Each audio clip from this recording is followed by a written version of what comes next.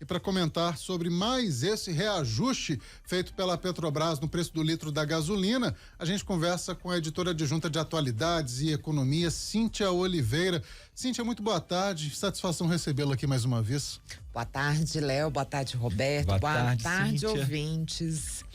Pois é, Cíntia, mais esse reajuste agora de 23 centavos, e a gente sabe que por causa da eleição, ali naquele último trimestre, né, a partir de setembro, outubro, novembro, enfim, a gente sabia que a Petrobras meio que estava segurando um possível reajuste, e não é segredo para ninguém, porque era assim por causa da eleição, porque isso poderia de alguma forma impactar o resultado e a gente não gostaria que isso acontecesse nem para um lado nem para o outro.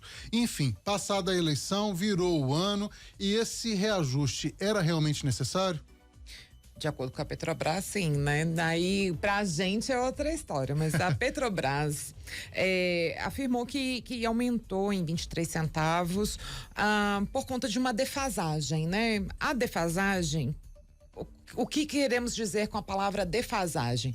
Significa que o preço o praticado pela Petrobras lá junto às revendedoras, né, junto às distribuidoras, está menor do que o valor que as importadoras têm. Porque a gente tem que entender que parte do combustível que a gente consome no Brasil é importado. E essas importadoras não são a Petrobras, são outras empresas. E elas estão alegando que o preço que elas estão tendo com a importação é maior do que o praticado pela Petrobras. Segundo a Associação Brasileira de Importadores de Combustíveis, que é a ABICOM, o valor que a Petrobras pratica é 47 centavos abaixo do que seria o normal, segundo essa associação. Ou seja, mesmo com esse reajuste então que virá amanhã, ainda não vai compensar essa suposta defasagem. Isso, não. Agora, temos que entender que esse é o discurso das empresas importadoras. E a gente tem que entender que a maior parte do combustível que nós consumimos vem da Petrobras. Em torno de sempre entre 6% e 8% da gasolina consumida no Brasil é importada. Esse valor vai sempre variando, né? Então, a gente tem que ver que mais de 90% do que nós consumimos é fabricado aqui, no Brasil, pela Petrobras. Então, o que a gente tem de expectativa de mudança quando houver a mudança na direção? A gente tem que lembrar que o novo governo ainda não assumiu a Petrobras, né? Ainda não houve uma mudança de diretoria. O que a gente imagina é que vai haver alguma mudança de perspectiva em relação a esse olhar sobre o que nós consumimos e importamos. A expectativa é que a Petrobras passe a investir mais no refino de petróleo e na fabricação de combustíveis, que daí faria com que a gente pudesse controlar melhor o preço e não ficar tão vulnerável ao preço do mercado externo. E o mercado externo, nós estamos falando de ser vulneráveis ao dólar e especialmente ao preço do barril de petróleo também do exterior.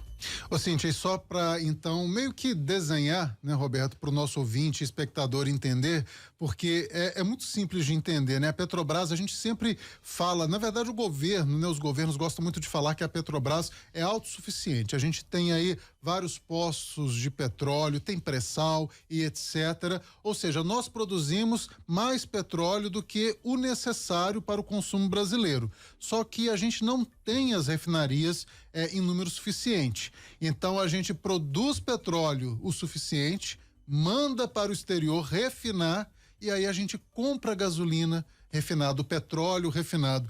Ou seja, parece uma coisa tão tupiniquim ainda, né? Parece.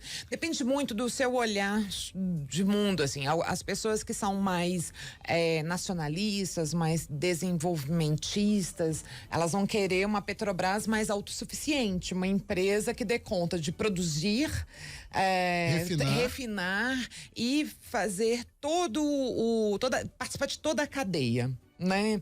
As pessoas mais liberais, elas já vão entender o mercado mais aberto. Elas vão querer que haja uma redução de preço pela competitividade.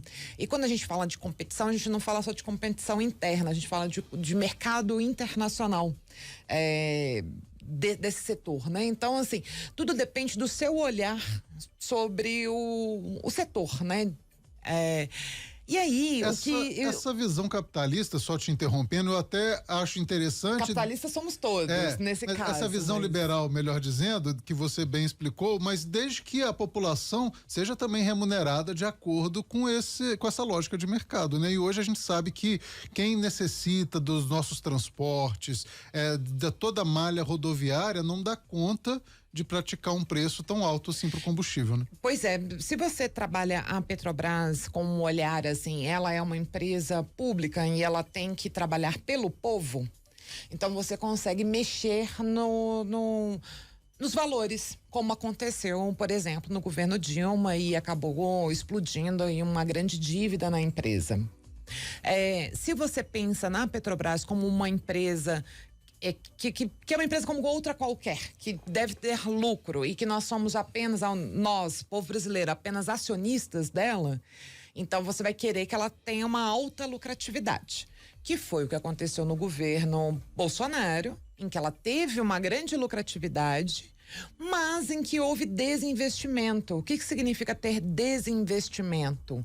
Ela foi deixando o seu papel de refinadora, com as suas refinarias de lado, ela foi deixando o seu papel social de lado, porque daí o investimento em ações sociais foi diminuindo, e o lucro da Petrobras no governo Bolsonaro, ele era praticamente todo distribuído aos acionistas.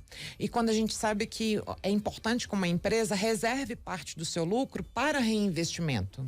Isso vale para a lojinha da esquina aí da sua casa, isso vale para uma padaria. Parte do lucro a gente tem que colocar em reinvestimento, senão a empresa não cresce. E aí, o que se imagina é que, com a mudança de perspectiva sobre a empresa, com a mudança de governo, é que ela passe a utilizar parte do lucro para voltar a investir em refinarias, para que ela volte a produzir um maior número de... produzir mais combustíveis.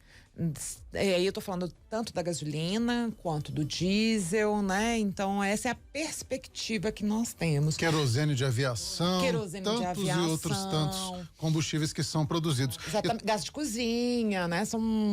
A gama é grande. E tomara que esse investimento, caso ele venha ocorrer aí de volta às refinarias, que ele ocorra também de maneira correta, né, Cíntia? Porque a gente teve muito em relação à corrupção, em relação talvez a escolhas que não sei se foram as mais corretas em relação à tecnologia. Por exemplo, a gente já tinha aí muita tecnologia estrangeira que poderia ser aplicada nas refinarias do Brasil, e na época o governo que estava vigente, que era inclusive o governo do PT, optou por uma tecnologia mais brasileira, só que muito mais cara. Isso tudo encareceu muito a construção e a finalização dessas refinarias, sem contar a corrupção. Então tomara que a retomada desses investimentos seja feita da maneira mais transparente possível para que nós, brasileiros, paguemos menos pelo combustível produzido no Brasil, né? Além dessa questão do custo, que também haja uma melhora na questão da criação de empregos. Justamente. A Petrobras, ela é uma grande empregadora e houve uma redução do número de funcionários, tanto os servidores concursados quanto terceirizados. Então, é uma reivindicação do sindicato dos petroleiros, e eu acho que é uma reivindicação da sociedade, né? Como uma grande empregadora, se ela conseguir voltar a crescer, que ela traga também isso, né? Empregos que fazem bem nas cidades onde ela está presente, né? Em Betim, por exemplo, se ela conseguir aumentar o número de empregados, Betim ganha com isso. Isso vale para todos os lugares onde ela está presente. Litoral do Rio de Janeiro, eu acho que Espírito cabe a nós Santo. ficar de olho. Existe uma ONG chamada Observatório do Petróleo. Antigamente ela chamava Observatório da Petrobras, mas a Petrobras entrou na justiça para que essa ONG mudasse de nome, então ela passou a ser Observatório do Petróleo. Eles têm um site, eles têm redes sociais, onde eles vão acompanhando todos os passos da Petrobras e a gente vai conseguindo ver o que teve de mudança em relação a lucros, dividendos, preço dos combustíveis, funcionários. É muito interessante de acompanhar. Para quem se interessa em saber mais sobre a maior empresa do Brasil, vale muito a pena seguir essa ONG que tem dados muito interessantes. Perfeito. Boa dica. Boa dica de entrevista. Os jornalistas ficam sempre de olho. A gente sempre fica de olho no que eles produzem. Cíntia Oliveira, editora adjunta de Atualidades e Economia. Cíntia, muito obrigado. Obrigada, Léo. Obrigada, Roberto. Boa tarde aos ouvintes. E eu aconselho a todos a fazer uma boa pesquisa de preço aí na hora de sair para abastecer. Porque se a gente vai no mais barato, a gente consegue pressionar pela concorrência de preços. Sem dúvida. Muito obrigado, Cíntia. Até mais.